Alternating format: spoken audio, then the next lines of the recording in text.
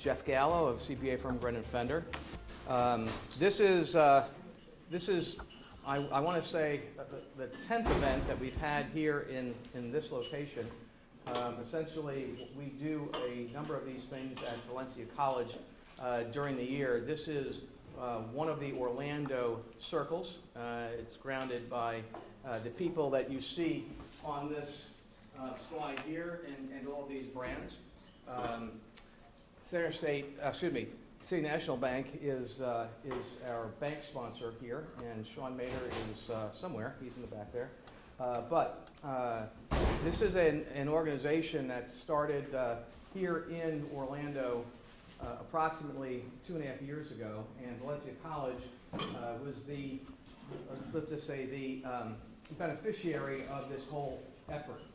Effectively, we look to bring CEOs on campus to interact with students. We would normally have 4 or 5 students here, but school is out, all right, and the new semester starts next week. We actually have another event with our second group.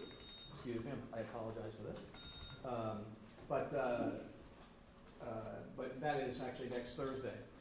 This event in particular, though, I was really looking forward to because we have a speaker at the end in Clifton Gary who is a CEO who sold his business a year ago. He's going to have a really neat story on boy, he wish he knew then what he knows now. So I would look for you folks to enjoy that message. But the topic of today's event is optimizing your legacy. Okay, and when you think about that, it's got a whole number of connotations. What we're looking to occur here is, as much as you see, this is a U-shape. It's designed for interaction. So you just got to feel free to raise your hand and get involved. Essentially, when prior to the event, we had a little survey sent out, and some folks filled it out, and it really hit on these major areas, going from more of the strategic, my departure and my exit, to the particular value drivers in your business, okay? And we've actually done several hundred of these over the last several years. When I did these in Houston, there was close to 1,000 that we had done, all right? And the idea here is for us to better tailor our message to what you all are thinking, what are major concerns for you. But on the other side, we actually have a very practical application because we are aggregating all of these results anonymously, and it's going to Valencia College. We actually assisted in helping them get their new 4-year business degree approved last July. So this business degree essentially is a $10,000 4-year degree tuition. That's it, all right? And it essentially met the governor's request that the state college system come up with a baccalaureate degree that was in that price range. Of course, efforts like what we're doing, all the sponsors throughout the state contribute dollars to put these on, and the net monies, you don't have to pay anything to come to these, okay, but the net monies actually go to Valencia. And in July, we'll be issuing about 50 scholarships, and Nasser Hidayat, who is my good friend here at Valencia, at the end of the event, we'll be talking about that just a little bit. So in essence, this is a learning environment. It's meant to be engaging. If we had students here, as we had in the past, you'd have a lot of engagement, even more than you would typically have, because they are very, very avid learners. But at the end of the day, we're looking to connect the businesses with these students early. Up until this point, it was just up to the sophomore year. Going into the new year, the new school year, starting actually next week, right? You're going to have the first class going into the business degree. And Nasser, that has how many people signed up? The program hasn't been marketed yet, but you already have 300 students. 300 students with a baccalaureate degree in business. They're expecting 800 or more starting the fall semester. So we will be delivering 50 scholarships to the eligible students. And it's those students that will be here, and they'll be the direct contact for you to be able to bring them in as interns, part-time jobs. Ultimately, we're going to have a full-time type program that'll be 3 years. You grab them in your junior year, keep them for 3 years, okay, and maybe you hire them full-time. So this is really, this is other opportunities here for you. We have a number of these events throughout the year. This group has 2 more events in the fall, all right, and we have some CEO socials sprinkled around. So I just wanted to share that with you and talk to you a little bit about this. As far as the agenda, if I can back up here.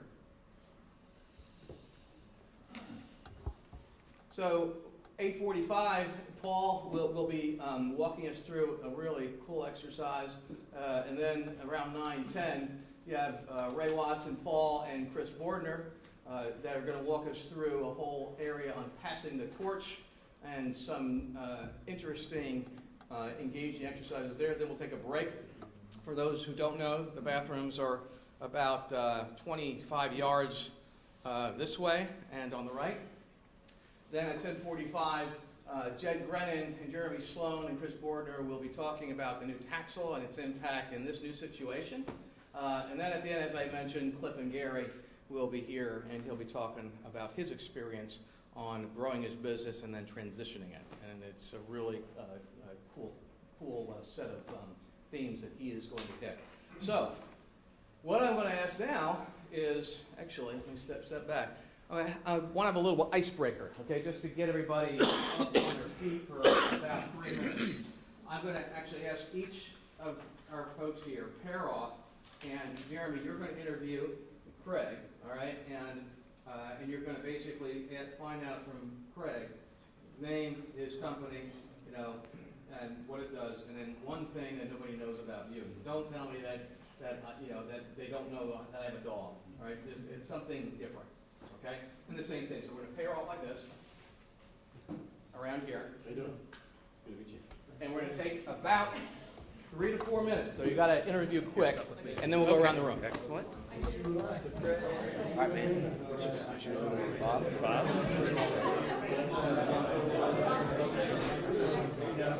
All right, give me the information. I'm Eric.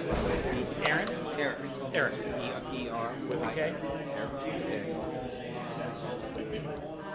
And so, give me your background.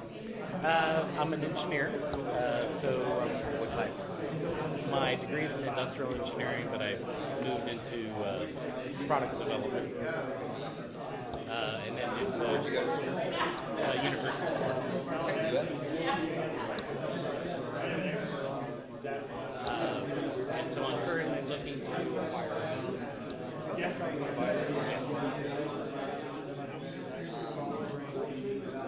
What type of business? It's food service consulting. So they design commercial kitchens, restaurants, bars. Did you mention Matt? Yeah. Because I was going to say, that's who you talk to. Yes. He specializes in funding. Yeah, we had a very good discovery. As typical of all these early ones, all of a sudden gets truncated. How many of these have you met? Is this your first one? No, this is probably my fourth. Okay.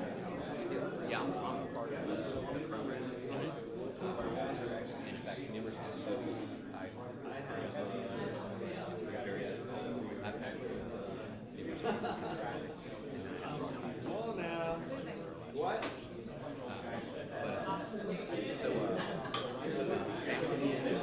Yeah, all based here. I have 6 brothers and sisters. Or are you talking about my perfect family? I have 3 children, married. Okay, 6 brothers and sisters. What's the split? How many boys? When I ask.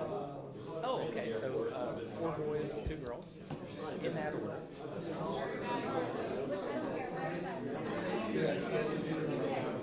Right? And how about your immediate?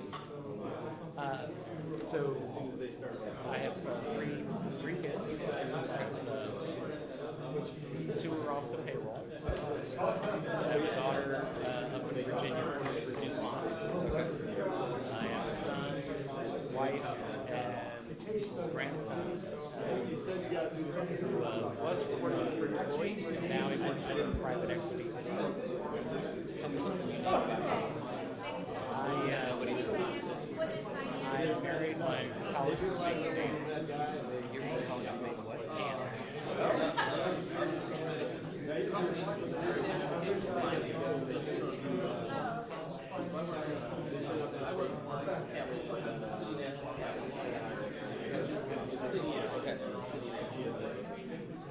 Okay. I am. Is there anything else you want to add? That's good. Okay. Okay, we're ready? No. I was too talkative. Computer engineering. Also got a master's degree. In what? Business or Business. And I was at UCF in Brazil. And then I made a career change from engineering to finance and insurance about 18 years ago. 2 years? And just so you know, that's probably one of the, that could also be my unique thing that a lot of people don't know is that I used to be an engineering executive. We'll go with that. Okay, we can just go with that. And then I have 2 adopted kids. Okay. All right, 30 seconds. And I have to say this every time I have a Paul. phenomenal feisty wife. She's Spanish. Yeah, and Jed should be here. He had a client, so he'll be here in like 10 minutes. Okay, here we go. All right. All right, I'm going to start the process right here. Okay, if you hear my clap, clap. Go ahead. There we go. All right, here we go. Craig, if you would introduce That's Jeremy, and then we'll just go around the room real quick. Absolutely. Jeremy is the CEO of Office Source, so they supply everything you need in your office, from pens and pencils and paper all the way to chairs and desks and conference room furniture, so that's actually a very valuable resource for us. Okay. His thing that nobody knows is actually a good lesson for all of us, so Jeremy has a concealed to carry permit. And he's headed to the airport in a hurry and throws his gun and all his stuff in his bag and sprinting to the airport and drops it on the scan line. And it gets scanned by TSA, and everybody's probably thinking what I'm thinking, which is he got a gun through TSA, which actually he did not. And so we now know the process of what happens, and if you want to hear that process, I'll let you go ahead and talk to him personally. That would be a good Very cool. icebreaker for you. Good. Sorry. Craig is in the health benefits business, and correct me if I get it wrong. He's the expert when it comes to the law. Was the national. Yeah, the political involvement chair for the National Association of Insurance and Financial Advisors. Well, I don't see how you can remember that. Exactly. Yeah, that's right. He doesn't have to remember it. So, but Craig, his interesting story is he has hiked from one side of the Grand Canyon to the other in a day, and is probably going back to do it again. Wow, cool. Mike, go ahead and do Brandon. Brandon has got one of the most interesting jobs I think any of us would envy. He makes ice cream. And he makes a lot of it. So he's been doing it about 11 years, and he provides restaurants around here, including a lot of the ones at Disney. And his secret desire is to sail around the world. There you go. Can't believe you didn't bring samples for everybody. I was going to, but I heard everybody's on a diet. All right, go ahead. Mike here is the president of a company his brother and he started. They manufacture a hardware and application that controls charcoal smokers, which is really kind of neat. So you can go out and play some golf while you've got a brisket cooking, and it tells you what the temperature of your smoker is. And they're developing dealerships over in Europe and shipping product all over the place. And that's my. All right, cool. All right, Denise, go ahead. All right, this is Jeremy. He is a tax attorney here. We're a local firm, moving over to downtown Orlando. Works on more on the contract side, mergers, acquisitions, issues in tax law.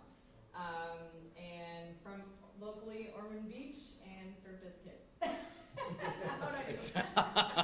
With long hair? This is Denise, Managing Director of AOA. AOA, design, engineering, consulting, theme park industry primarily, also attractions, Orlando Eye. So they are, needless to say, very busy these days. And the unique thing about Denise is that we both concluded that there's nothing unique about either one of us. I can't believe that. It's true. All right, Chris, go ahead. I'm Chris. This is Mike Pesci. Mike's company is the Listening Rock. They are a business consulting firm. What I liked about what he said was they help take company strategy and implement it. So lots of companies build complicated, plans that end up on the bookshelf or the dust by the end of the first quarter. His role is implementation, right? Key kind of attraction guy at heart. What I thought was unique is they literally have 2 Navy SEALs on his team. It's a small 5-man team, so it's kind of a get-it-done firm, you could say. So he's back at E2? Well, he wouldn't say.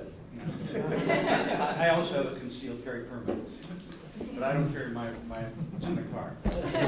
I know Mike, he doesn't need a gun. No. This is Chris Bordner. Probably many of you know him. He's the managing partner of Synergy Wealth Alliance. I thought that was fascinating. I asked him how his firm is different from Morgan Stanley, because they do a lot of wealth management as well. And his answer was very interesting. More than just managing your money and watching your numbers, they try to help your firm grow and watch all of the elements in your firm. And I thought that was fantastic. In my business, every once in a while I come behind a McKinsey who gives you a great presentation, you do the strategy and walk away. Same thing happens with Morgan Stanley. They can do a great job getting your money set up and walk away, but the whole firm is not dealt with. And he and I are going to probably do some business together. There we go. There we go. All right. Eric, go ahead. Okay, this is Bob Daly, and Bob Daly's got a industrial engineering background from University of Florida. I married a Gator, so we instantly hit that off. And then he's interested in buying a business, and so he's going from engineering production, and he wants to go to a food service industry on the commercial side, correct? Mm-hmm. Okay.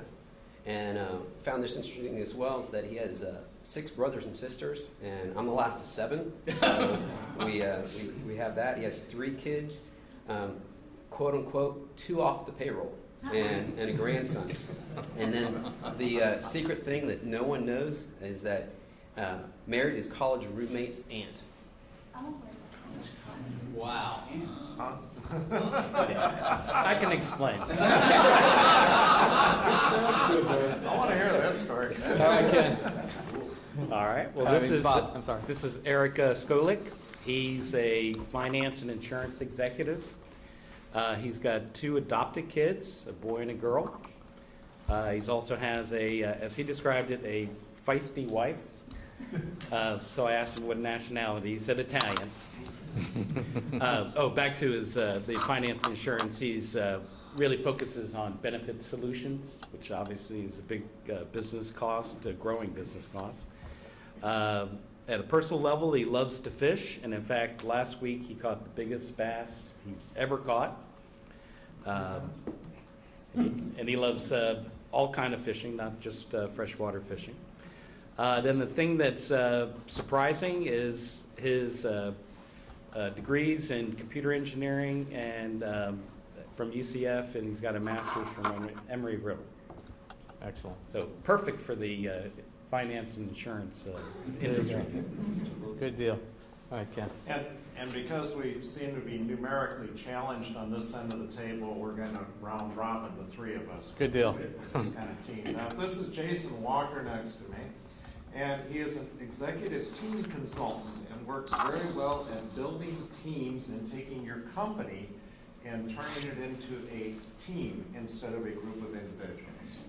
I actually cheated and talked to him prior to this day, so I knew a little bit more about him than we just got here.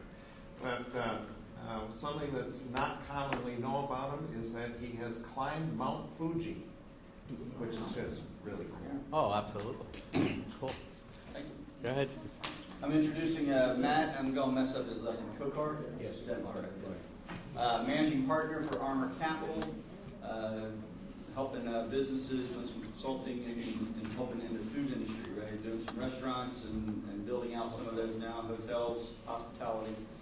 So really involved in that space. So we were looking for food services. So you guys Yeah, know we how to connect. had a brief discussion. And something unique about him is he's a pilot, and he's got a little two-seater that Cool. he flies around, and he does love his wife and children more than his plane. So. Officially. Officially. Good deal. Yeah, that's a disclaimer. There you go. We were a little messed up, so I did not get the first part of your introduction, but I did get that I'm really envious of this person because he spent 15 minutes in the backseat of an F-16. Oh, cool. And somehow managed that, but that's really cool. He's been on every continent, so you are well-traveled, and I'm really sorry. We'll tag team this. This Yeah. is Ken Johnson with US IT Systems, so he helps organizations with all their IT needs, and probably as a strategic partner, really not just fixing the network, but where is it that you want to go and come alongside, and let's put together the plan to actually do that. Actually do. Is that right? Awesome. In fact, that's very cool. All continents. That's I've never heard of that before. Very good. Okay, John. This is Britt. She is a relationship manager with Merchant Consulting Service, and she's been with the company now for about 2.5 years. The thing that makes what she does so different than anyone else in the merchant services credit card processing business is that her company actually has a process by which they help clients put more money to their bottom line and keep it there. And the real unique proposition, differentiating factor, is that her company actually audits their clients' merchant accounts to make sure they're always paying exactly what they promised. The very unique piece for Britt is that she, 9 years in the Air Force, and this girly girl was a mechanic in the Air Force. Cool. This is John Anderson. He is president of Merchant Consulting Service.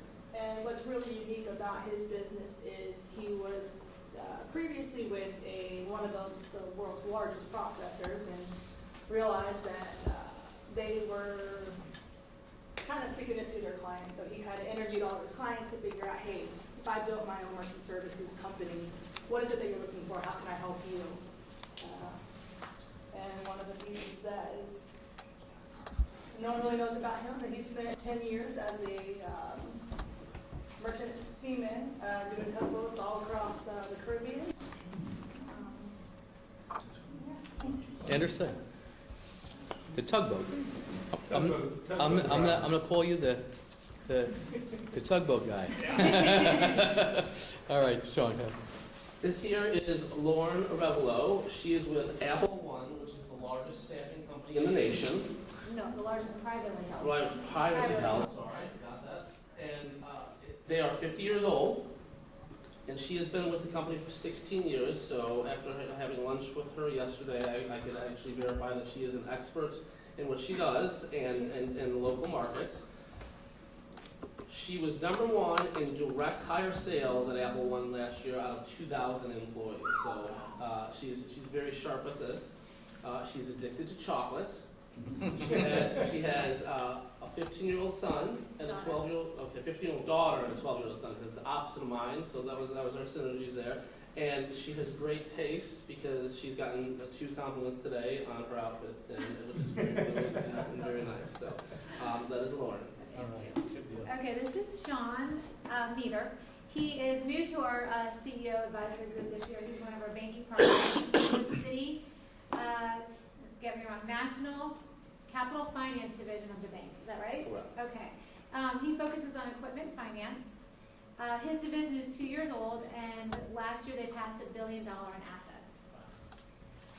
Last year, his biggest asset and claim to fame was they financed the Gulfstream 450.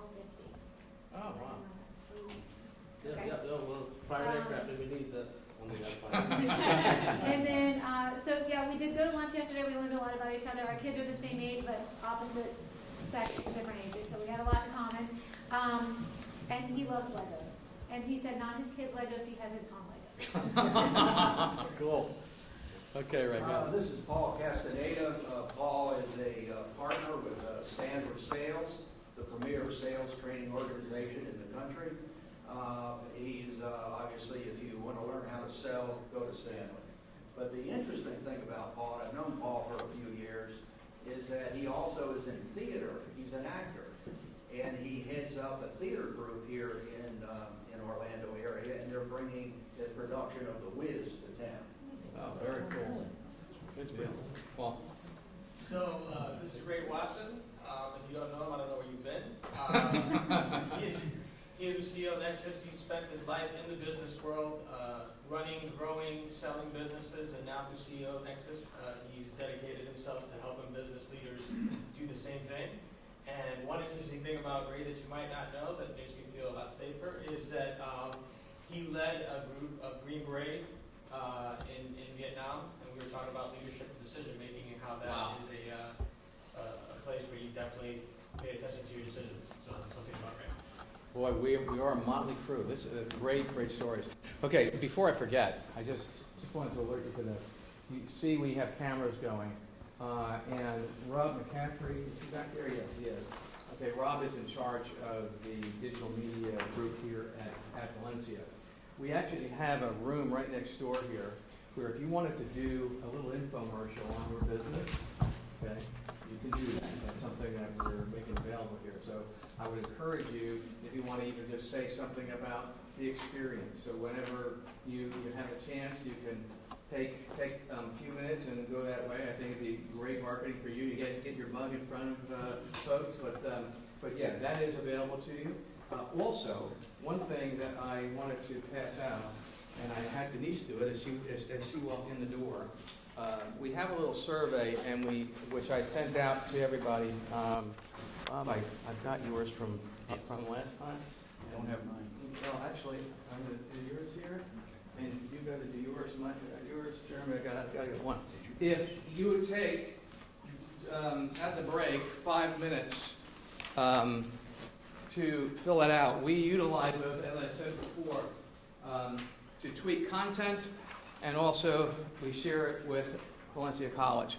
And it just helps us focus what we're going to be speaking about in future events. So I would appreciate you can just put those right up there on the where the computer is. Okay, I want to just take a couple of minutes, bring Nasser up here, just to share a couple of things about Valencia, and he's going to have a special request for you. Okay, so if you just take 1 second. Nasser Hidayat from Valencia. Good morning. Morning. Welcome to Valencia. I know Jeff said I'm at the latter part of this session, but unfortunately I have to go. But fortunately, I'm meeting a mentee. The reason is because this year, to give back, I have a young student, a freshman at Dr. Phillips, who wants to be an engineer. And by trade, I was an engineer myself. So I'm meeting this young man every other week for an hour at Dr. Phillips High School to help,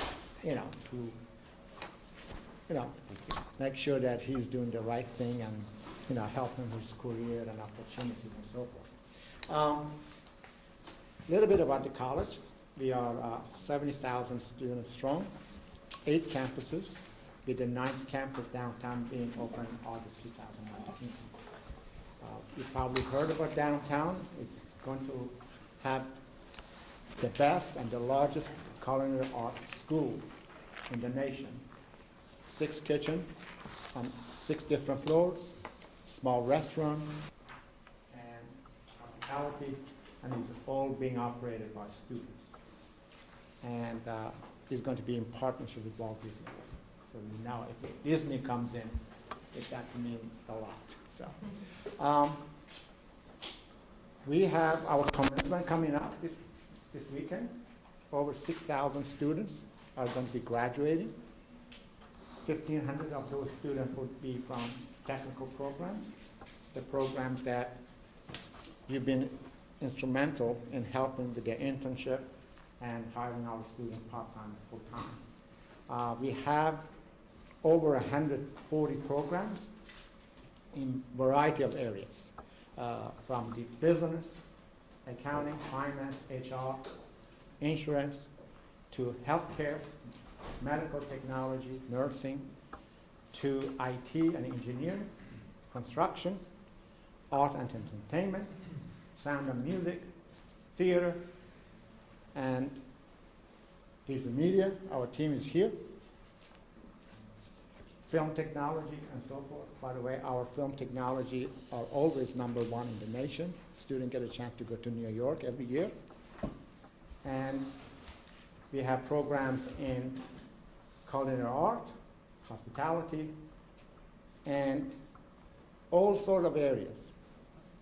And it's your support, and that's why we're successful.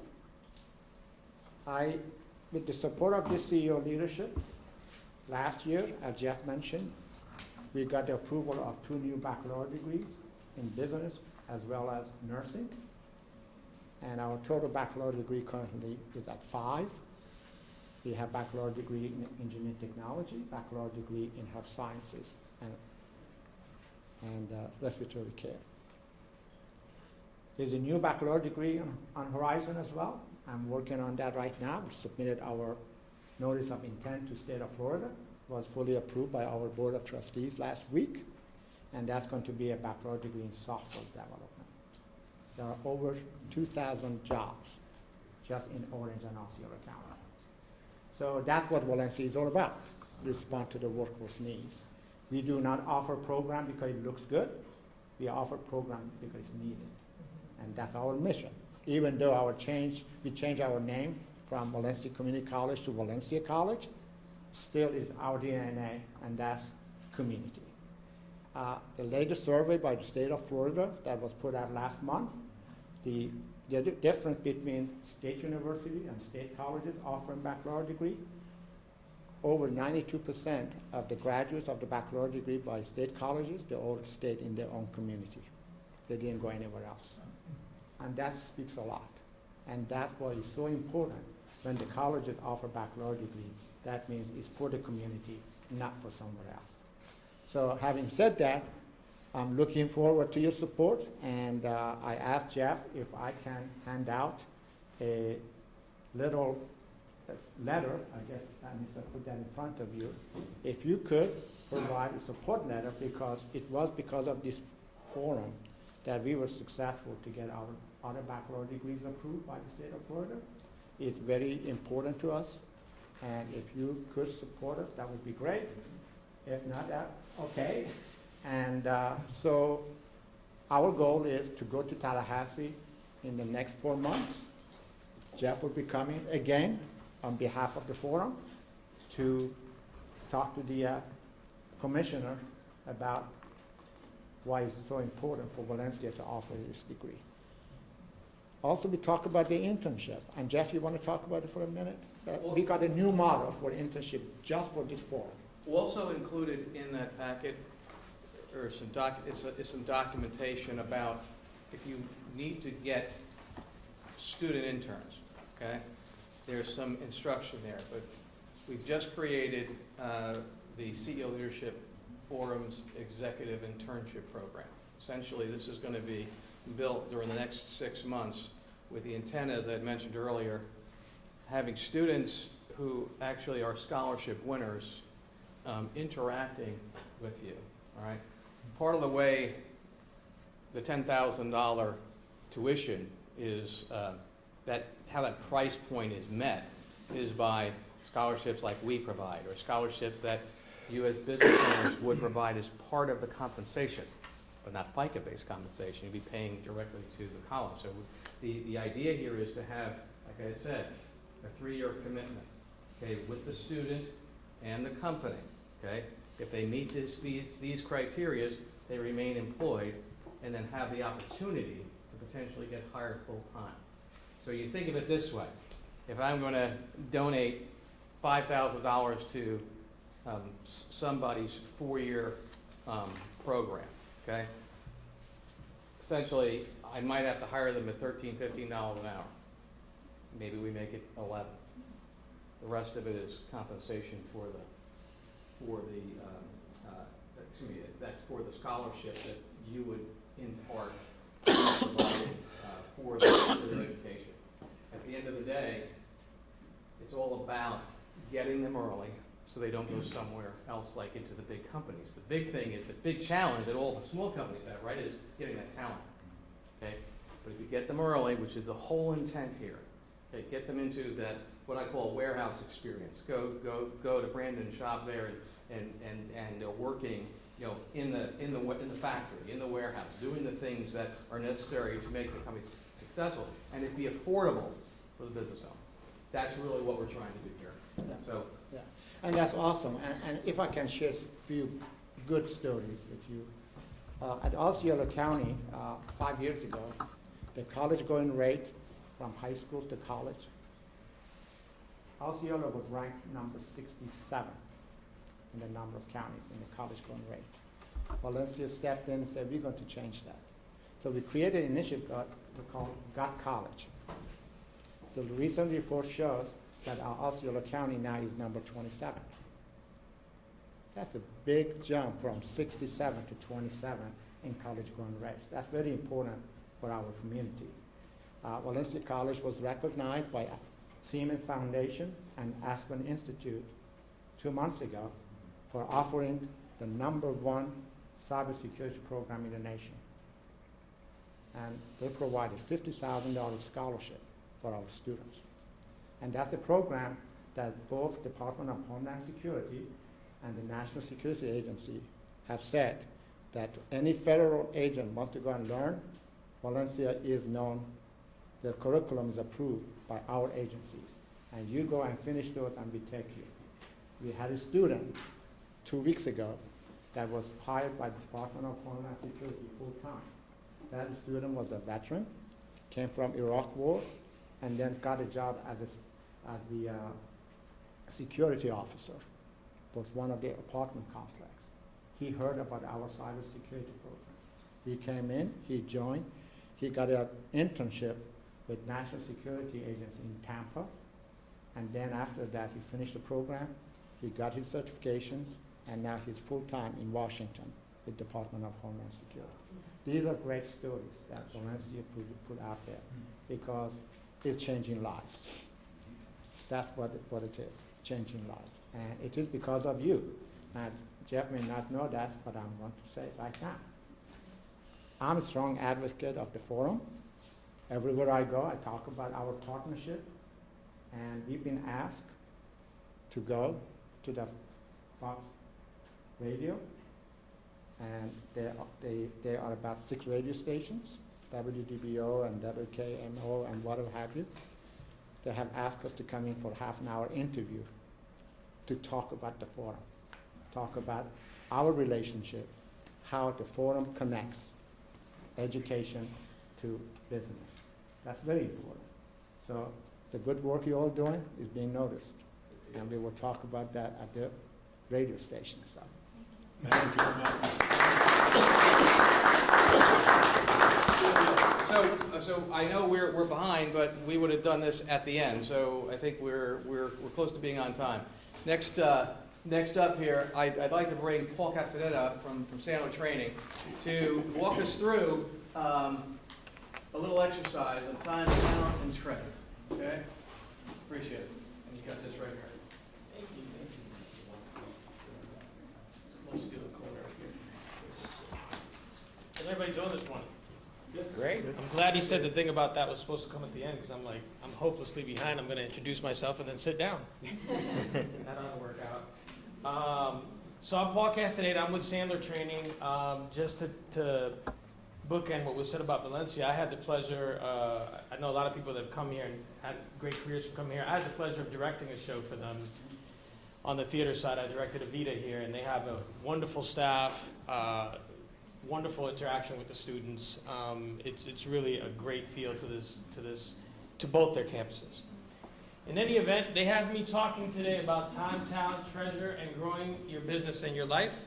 I'm going to take you through an exercise. I'm not in love with my own voice or personality, so hopefully you guys will join in, ask questions, and participate so it doesn't become a lecture series, okay?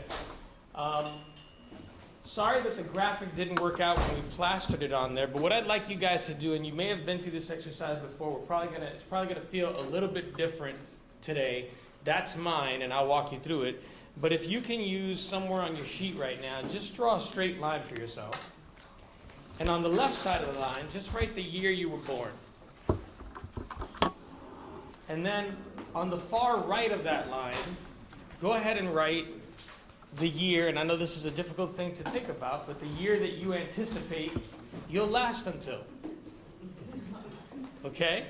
And again, don't be too pessimistic, but don't be too optimistic. Nobody in this room that I know of is going to live to 200.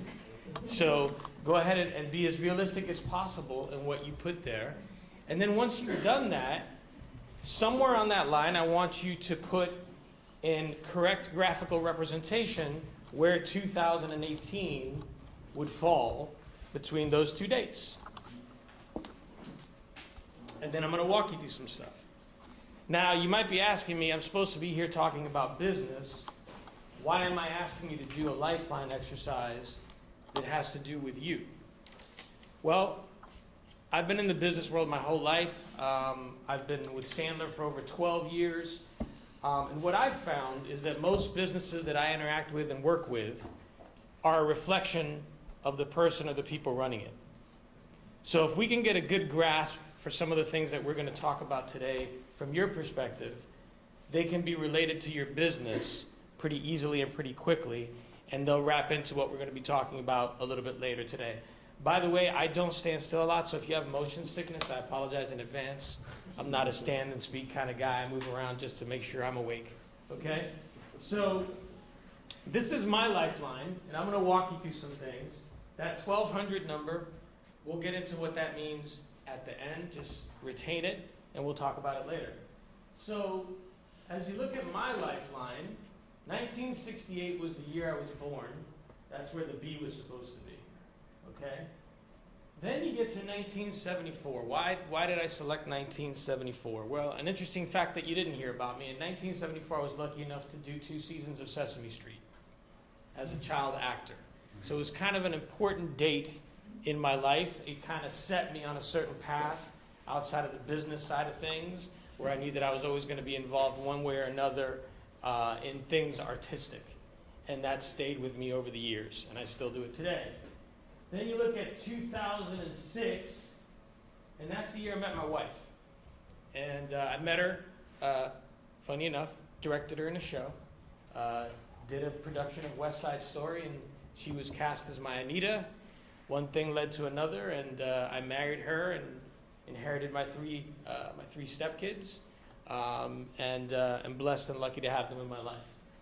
And then we get to 2018, which is today. Funny thing happened in 2018. You know, as I said earlier, I've been in the business world just about my entire adult life. Other than acting, the only thing I've ever done is either sales-related, business-related, one shape, form, or another. And I thought I had things pretty well figured out. I thought that I knew how I was making my decisions, how my decisions were shaping my life in terms of purpose and meaning and that kind of thing. Thought I had things pretty well in hand. And then in 2018, I got into a minor fender bender in my community. But I was, banged up pretty well, so had to go to the hospital, get the x-rays, get the brain scan to make sure you don't have a bleed going on, all the precautionary things. Luckily, nothing too bad. A concussion pretty much was the only thing I got from the accident. But when they did the brain scan, it turned out that at some point recently, unbeknownst to me, I had had a stroke that I didn't know about. It showed in the scan. They asked me some questions about things I might have encountered and I was able to kind of pinpoint it to a night where I was in a high stress situation, and there were some things going on body and mind wise, and I kind of powered my way through it. And they said, yeah, that's probably when it happened, right? And then they gave me the list of life changes that you're supposed to make when you've found out that you have a stroke. Things like exercise, diet, stress control, things of that nature. And then they give you a nice list of symptoms that if you ever run into any of this stuff, you're supposed to get yourself to a hospital right away to make sure to get checked out. And so I've done that. I've been with specialists and worked things out. And then very recently, I was at work one day, started having some weird symptoms, ended up going back to the hospital and spending 2.5 days becoming a human pincushion, and getting all kinds of MRIs and things done. I've joked that I've had enough MRIs in the last 30 days to light up a Christmas tree, I think. So I went in. It wasn't luckily a stroke. It was a TIA, which is a mini stroke. The things you learn when you go through the medical system. But why am I sharing this all this with you? Well, once that happened this year,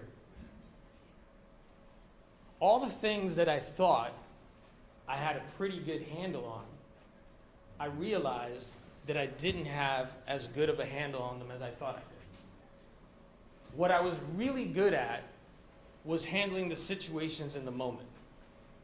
And I had a plan for way down the road when I wasn't going to work anymore and I was going to retire and spend time with the family and all that kind of stuff. And I thought I was doing a really good job of being a leader in my company. I'm lucky enough, this year I became a partner with Eric. I've been working with him for 12 years. We've known each other for 20. Thought I was being a great leader at work and showing folks the way. Thought I was being a decent dad. My wife would probably tell you I'm an okay husband every now and again. But what I found out, when you are hit with something that stunning that you're unprepared for, what you realize is the plans that you thought you had made are not as bulletproof as you thought they were. And what it led me to do is a total reassessment of what I was doing, why I was doing it, and who I was doing it with and for. What it did after that is it led me to do a great deal of thinking of answering those same questions within what I do on the business side. You know, I'm at Eric's exit plan. He jokes about that all the time. I'm a little bit behind him age-wise, so his idea is somehow we're going to have me take over the company. He'll make a pile of money, maybe get some residual from me, and the legacy lives on, right? He was a little shook when I got sick, right? As a friend, and also like, holy cow, there goes my legacy, right? But in terms of that legacy, what thought patterns had I put into even what I wanted Sandler to be post-Eric? What did I want it to look and feel like? How did I want it to appear to the community? And who was I preparing to leave it to?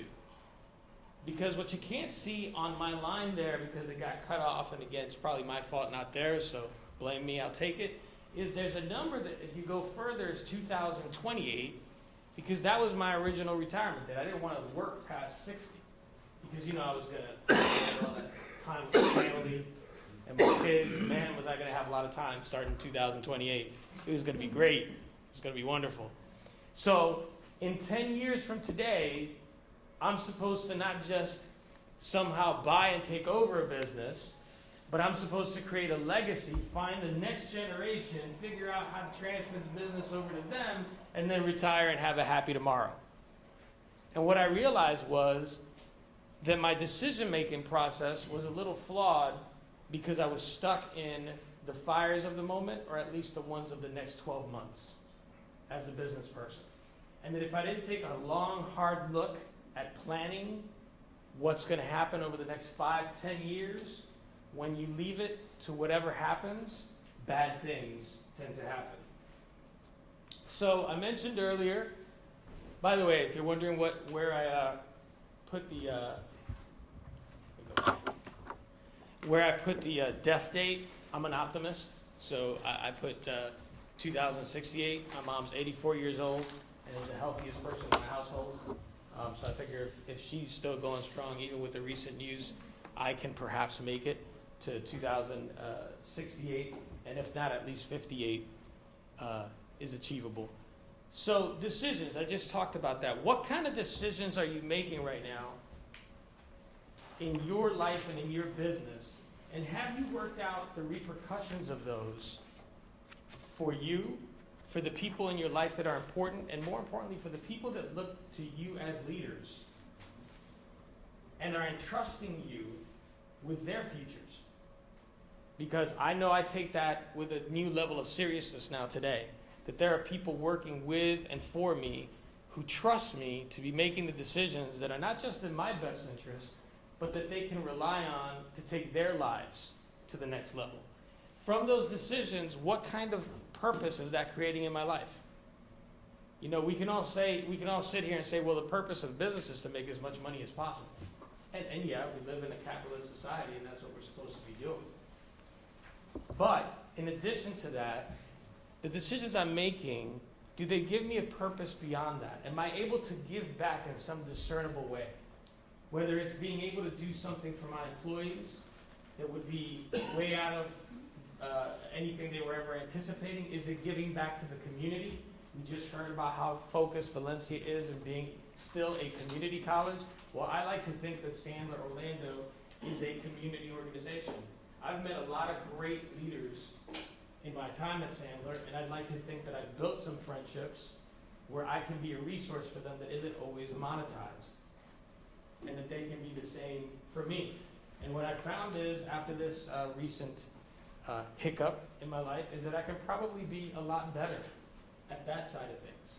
I can probably be a lot more open than I thought I was. And more importantly, what I've learned is that when I spend time and give time to my friends and my family, people that I was, if I was going to be honest, neglecting a bit, it makes me not weaker as a business leader. It makes me eminently more powerful, because that's the base from which everything happens, is our family, our friends, perhaps our faith for a lot of us as well is in there. But if those are really strong, then I can be those things that I need to be as a trainer, as a business coach, and as a business associate with the people that I run into. And finally, meaning. Hopefully when I get to 2068, if I get to 2068, the legacy that I leave, not just as the guy who ran Sandler Training with Eric and then post Eric, but me, the guy that got to know hopefully many of you and many of the people that I've already gotten to know over the last 20 plus years here in town. Hopefully the legacy that I leave will have some meaning way beyond my time on earth. But the only way that happens is if I start today at taking a strong look at the decisions that I'm making personally and professionally. Now, I think that might be the last slide. Yeah. We're going to do an exercise in a moment. Before we do, I told you I was going to tell you why that goes to zero. I haven't been talking quite 15 minutes yet. But let's pretend that I have. Does everybody know what this is? What is that? Heartbeat. Heartbeat. Yeah. So, we each get an average of about 4,800 heartbeats in an hour. By the time I'm done speaking with you guys, I will have gone through 1,200. And more than ever before, I am really, really attuned to what I spend my heartbeats on. And so I'm very happy to spend 1,200 heartbeats with you, hoping to share my story and some of the things that I've gone through and am going through in the hopes that it'll resonate and have some meaning beyond today in your lives. So let's take a look at some questions that we can go through together, and hopefully you guys will go through these with me and offer up some of yours. What decisions have you made in your life and business? Decisions that you're proud of, decisions that you think really who you are, or what your business is. What are some of those? Have those decisions clearly define the purpose for your life and business. So if I was going to look at some of the decisions that you've made over the course of X amount of years in your business and personal life, would I be able to pick through those decisions and clearly understand, based on those, the purpose that you've laid out for yourself? And if the answer is no, that's okay. We've still got time, right? We can start doing that today. Does that purpose clearly bring meaning to your existence and your legacy? You know, sometimes, maybe just for me, I know I've had this kind of restart several times in my life, not just because this last time because of a stroke, but a lot of times we think we know what we want our legacy to be, right? Mm-hmm. We think we know what the meaning of our existence is, and then we wake up one day and we say, what the heck have I been doing? I'm not really happy with what I've created. And then you're faced with the choice of either give up or recreate. Right? But the beautiful thing is, no matter where you are in your business life or your personal life, you have the power right now today, by answering these questions for yourself, to recreate where you're going. Every person in this room has the ability to stop on a dime, make different decisions that create a different purpose and leave you with a different meaning and legacy that you're going to leave behind you.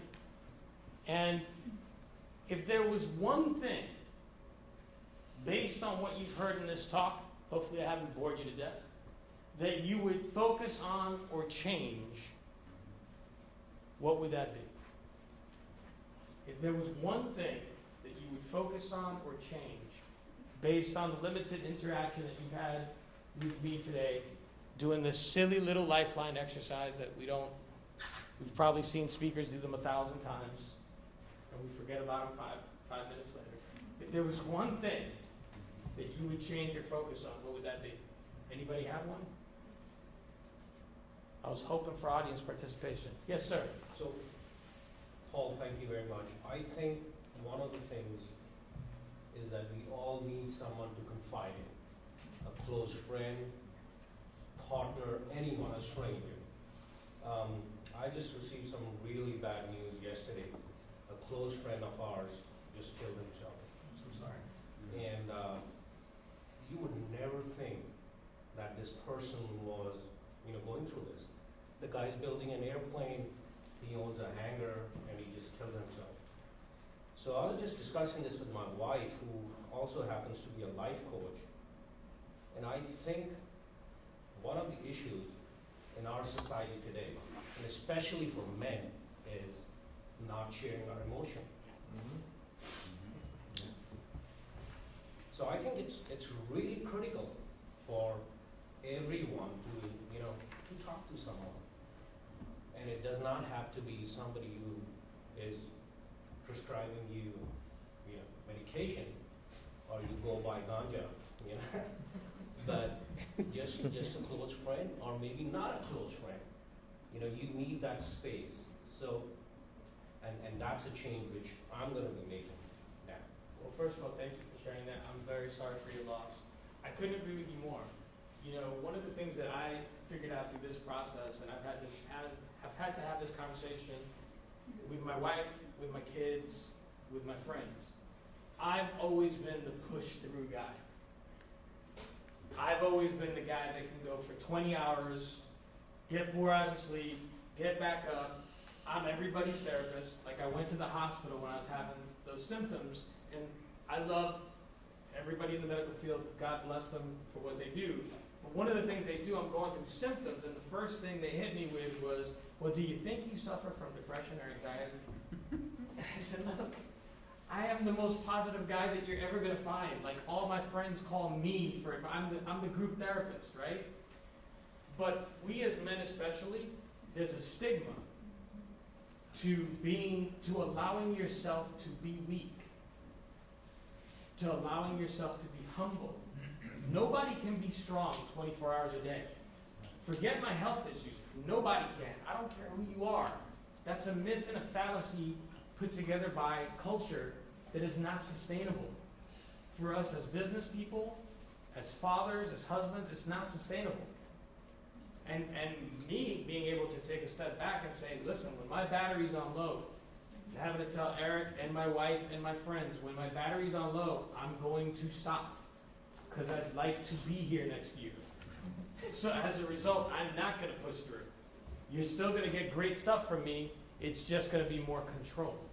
Yes? Yeah, I mean, on that point, that was the first thing I thought of, you know, right? There's like a badge of honor for especially business owners, executives, and entrepreneurs. You know, I work 60 hours. I still do it on occasion, but you know, you're looking at it. The truth of the matter is we're actually more productive if we take some time off, right? So if we focus on what's important and say what's important, right? For most of us, it would be family. It might be hobbies. We talk about planes or surfing or paddleboarding, whatever it is.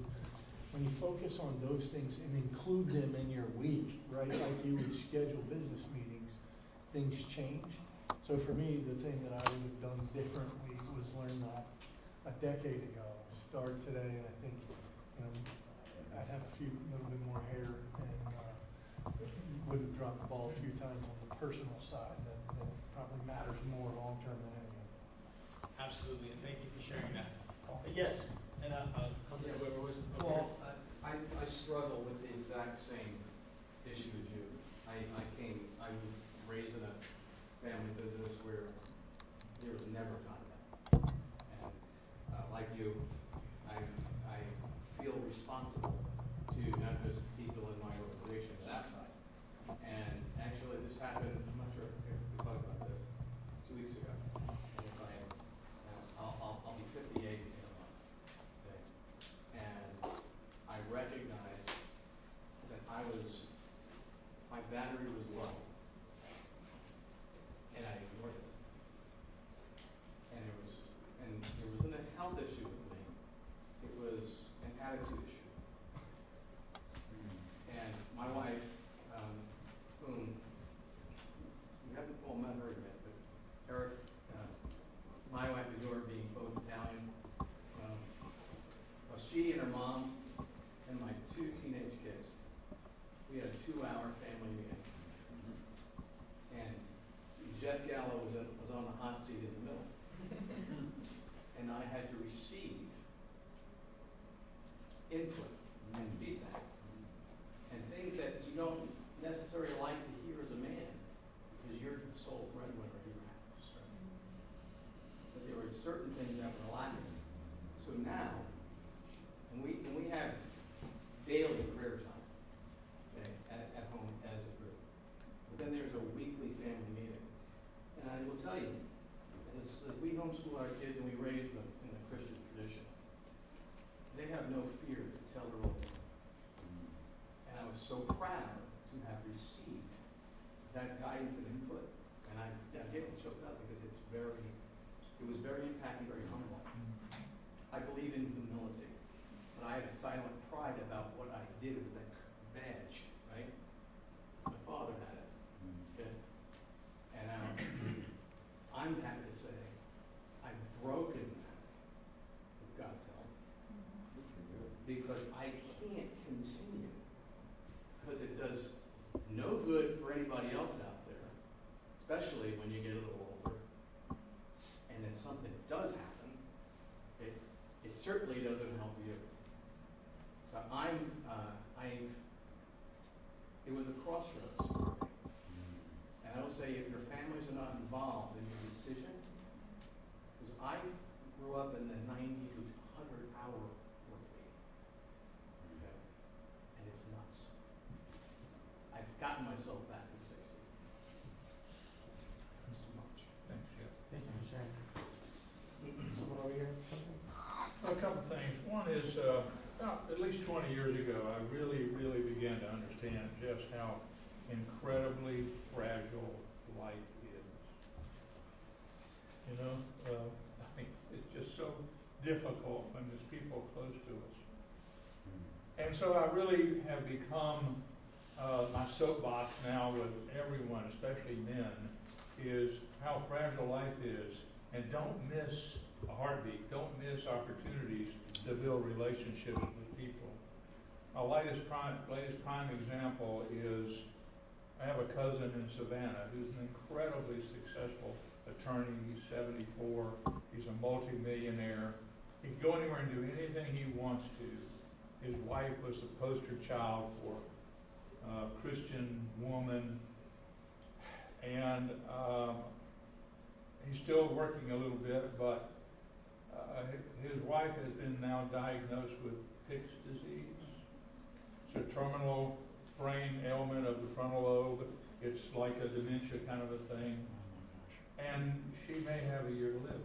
Wow. And now he's at the point in life where he could go places and would go places and do things, and he's trapped. And he called me Tuesday, and he broke down and sobbed on the phone, and he said, my wife is just dying before my very eyes.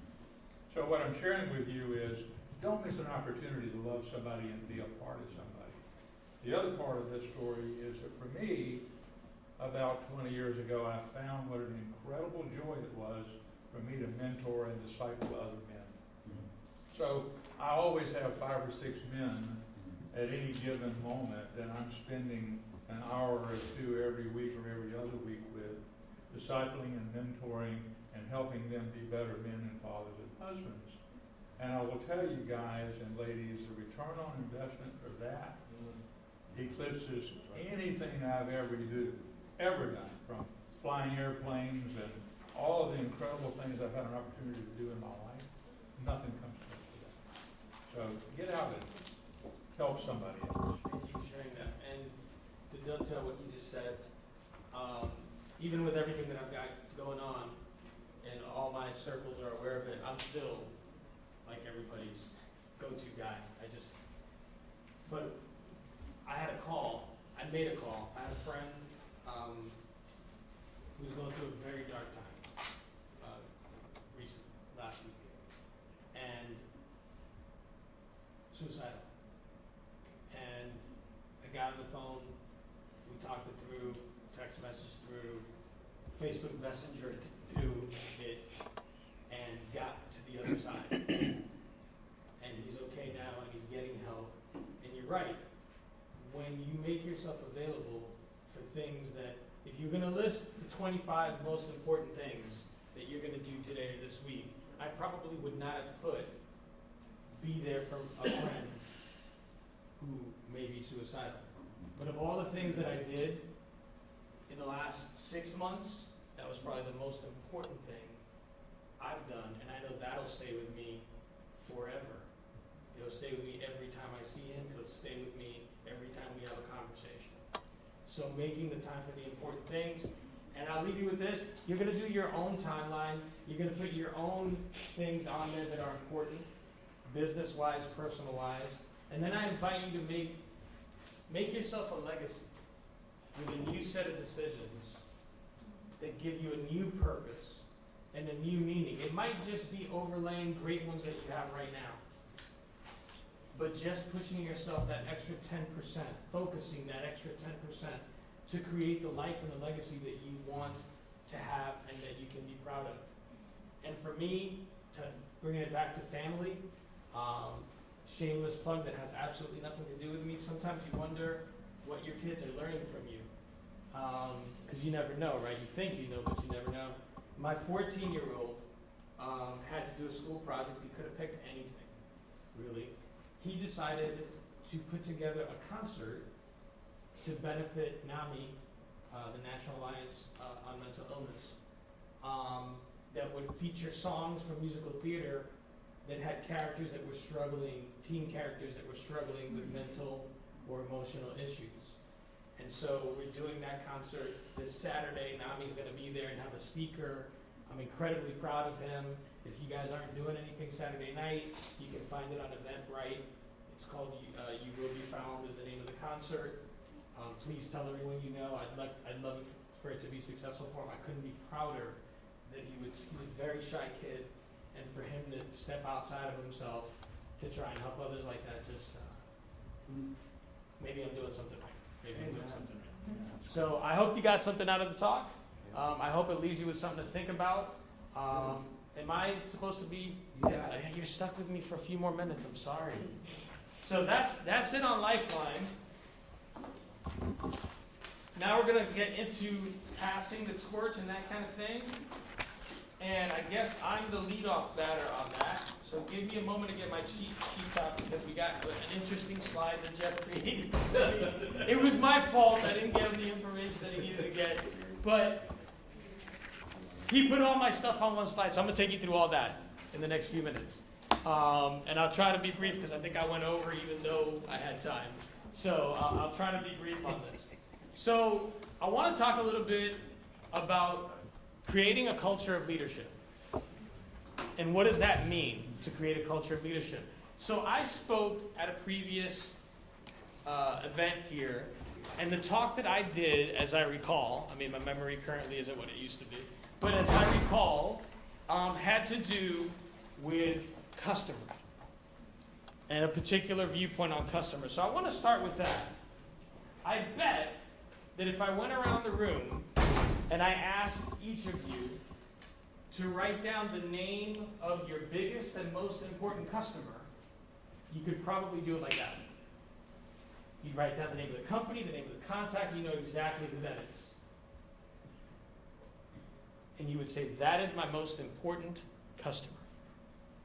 And I would say to you, that is your most important external customer. Absolutely.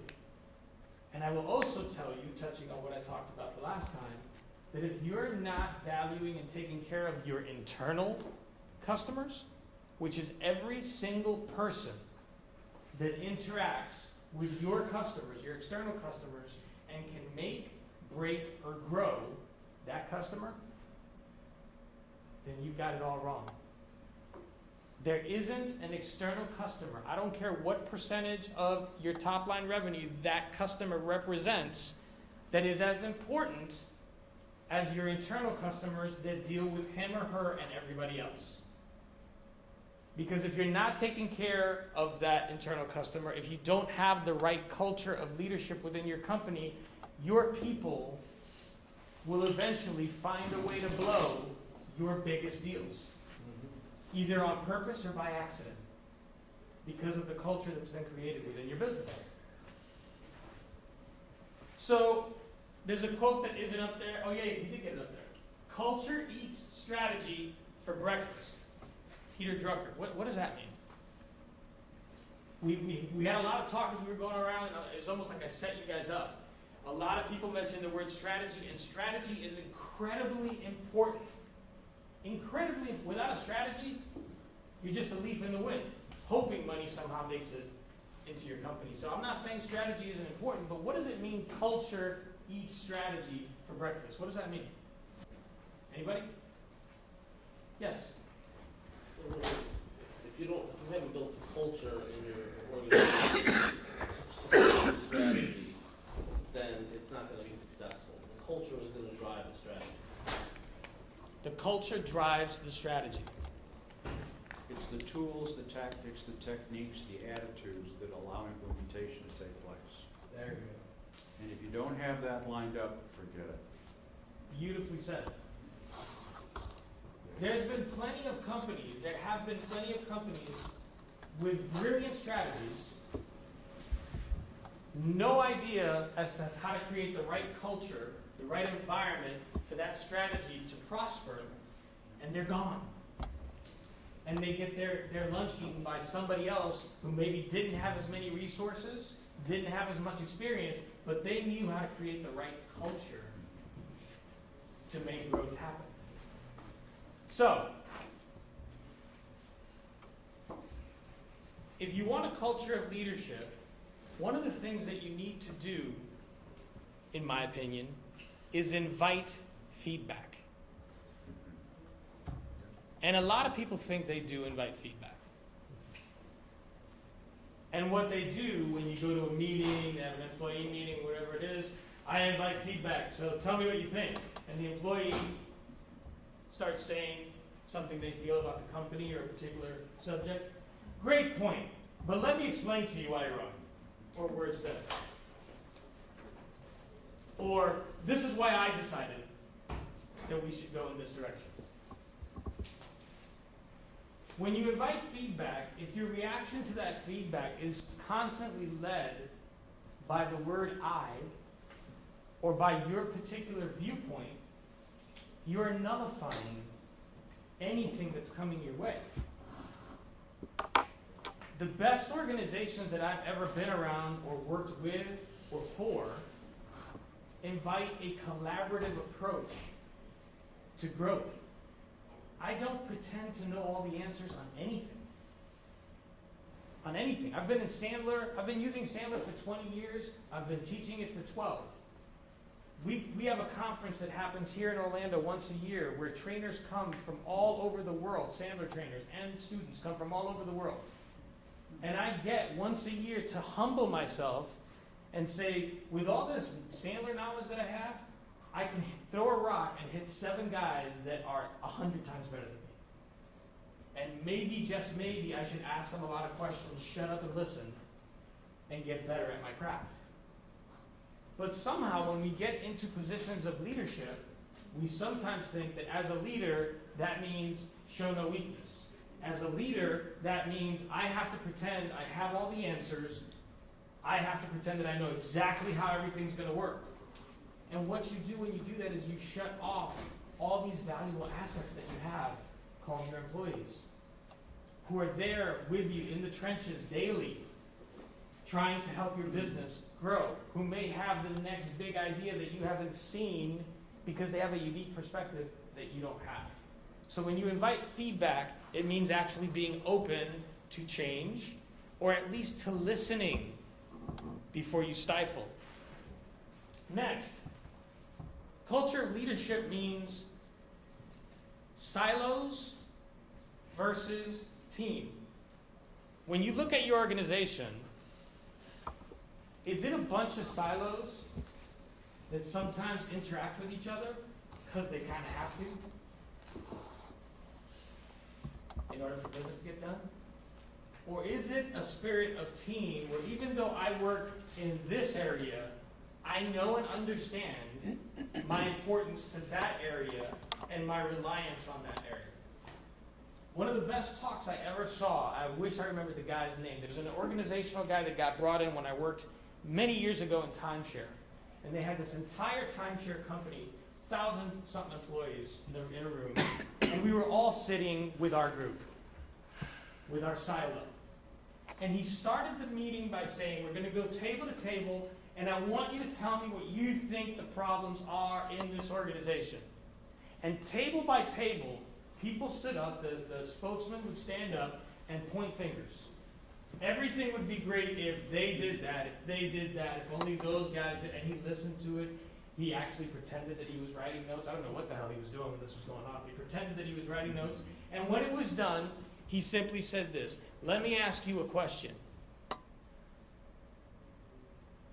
When you got up this morning, and you drove to work, and you got to the building, and there was the handle of the doorknob, did anyone hold a gun to your head to open that bad boy and make you walk in? No.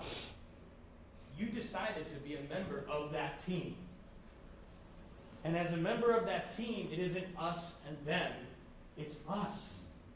We're doing this together. We think about the impact that our decisions have on other members of the organization. And you as a leader have to show that by constantly stressing that there isn't any group that's more important than the other. And that there are solutions that can be arrived at that incorporate the needs and desires of all the different groupings within your company. Next up, glory versus shared victory. Nobody in this room, just the other CEO groups that I'm in front of sometimes. When there's a victory, what we see is the leader. It's the leader getting the award. It's the leader maybe in the newspaper. It's the leader on the internet, right? Glory, glory, glory. If you want to have a culture of leadership, you need to make sure that whenever there's a win, every single person that had a hand in that win gets to shine. Because that win wouldn't have happened without the least of the employees. I don't care if it's the receptionist that took the call that led to the conversation, that led to the big deal. If she doesn't take that call right, you don't get that deal. Don't believe me? When's the last time you hung up on a company because you didn't like the way they were treating you on the front end? I do it all the time. Yesterday. Yesterday. There you go. Right? So when we win as leaders, we have to take care to let that win flow and be recognized through and with everybody. Share the victories. Next, trust. Is there a spirit of trust in your organization?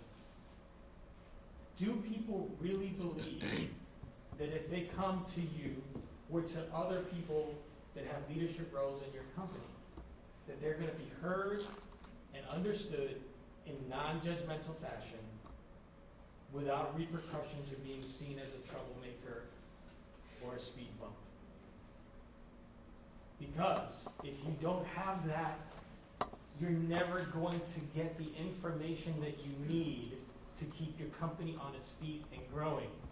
The minute people feel that there's no trust, that they can't come to leaders and tell them what's really going on, they start swallowing it. And then it becomes I'm here until I can get to whatever the next company is. Because they've already made the decision to leave, you just don't know it yet. Or even worse, they've made the decision to stay and just go through the motions, which is even worse. Next, selfish versus selfless and serving leadership. When you interact with the people that report to you, how many times is it for the purpose of something that you need? And how many times is it for the purpose of understanding what their needs might be so that they can be better employees? Don't answer that, because I think for most of us, we would be happy with the answer. Right? We talked about earlier being caught up in that 60 or, God help us, 100-hour-a-week mania. And when we're in that place, hey, I need what I need. Like, I've got 17 things I gotta get to. I don't have time to ask you how you feel and actually care. Right? How you doing today? I don't want the answer, give me the report. Right? If that's the way you're interacting with your employees, you shouldn't be surprised when they leave, or once again, when they stay and hurt you by staying. So selfless leadership. Finally, belief in people and having a trust-first mentality. Do you actually believe in your people? I don't mean lip service. I mean, when you show up for work, do you believe in your team? Do you believe that they have the best interests of the organization top of mind? Do you believe that they're going to do everything in their power to do their jobs correctly today? And if you don't, whose fault is that?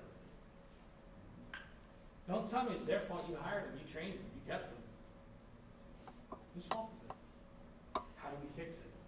Because it's on us to fix it. Right? And then trusting first. I can't tell you how many organizations I've coached or in previous incantations worked at where, oh yeah, I trust my people. That's why I have 75 ways to check up on them. Because I trust them.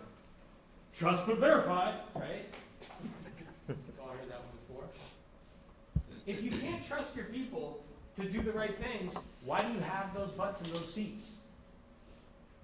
I mean, in any other place, would that be acceptable? Is it acceptable in your personal relationships? Do you have to trust but verify your wife or your husband? No, right? You have established a relationship where trust is inherent in that relationship. Somehow on the business side, we have decided that it's okay to hire and train people and then assume in the back of their minds that they're out to screw us somehow, or at least to get over, right? If I give them too much rope, they'll hang me from it. Right? It's always like back there in the back of our minds sometimes as business leaders. When you hire correctly, when you grow people correctly, when you help them understand that you truly trust them, that you're not going to be big brother over their shoulder, what you will see will be a growth and flowering that will blow your mind. You will see people stepping up and stepping into roles that you never even thought they were capable of, because they're responding to your trust in them and your belief in them as employees and as people in your organization. So I hope I've given you some stuff to talk about when it comes to culture of leadership. Any questions on any of the things I covered? Anyone want to tell me I was wrong with any of it? I'm always willing to learn, right? So if you think I was off on one of those, feel free to throw the tomatoes. It's all good. No? All right, well then it's my pleasure. I'm done for the day now. I just get to sit and learn. This is great. It's my pleasure to introduce a gentleman that I've gotten to know a bit better over the course of the last couple of years. We just did the exercise together, and I learned even a little bit more. But Ray has been in the business world for many years, successfully growing and selling businesses, and now has taken on the role of helping the next generation of business leaders be even better at what they're doing through CEO Nexus. So it's my pleasure to welcome Ray Watson, who's going to take us to the next level of this. Thank you, Ray.